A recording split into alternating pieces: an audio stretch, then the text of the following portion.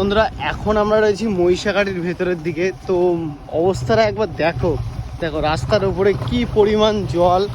এরকমভাবে অফরোডিং করতে করতে আমরা এখন যাচ্ছি, যাই না আমার ফোনটা হাতের থেকে পড়ে যাবে কিনা, আছে না ভাই? মানে সেই একটা রিক্সের ভেতরে দেখো কি অবস্থা।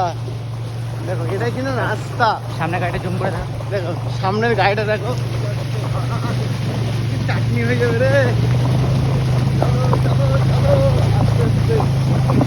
কি অবস্থা দেখো। এর ভেবে তোমাদের সাথে ভিডিও শেয়ার করার জন্য বেরিয়ে পড়েছি আমরা। ঠিক আছে, আস্তে আস্তে চলো। দেখো কি জল। আচ্ছা এখানে রাখতে হবে, এখানে রাখতে হবে। যাবো না এখানে দাঁড়িয়ে থাকবো ভাবছি, আর যাবো না সামনে। যা অবস্থা, বিশাল খারাপ অবস্থা। দেখো কি পরিমাণে জল। ওখানে কিন্তু ওই বাইকগুলো যাচ্ছে, আমরা দেখে বুঝতে পারছি কি জল। দেখো কিভাবে যাচ্ছে, কি অবস্থা। যাই হোক, এখানকার মানুষজন কিন্তু খুবই একটা খারাপ অবস্থার মধ্যে রয়েছে। আমাদের গাড়িটা এখানে স্টপ করলাম, আমরা ভাবছি আর যাবো কি না যাবো। ঠিক আছে, চলো হাঁটতে হাঁটতে সামনের দিকে যাচ্ছি।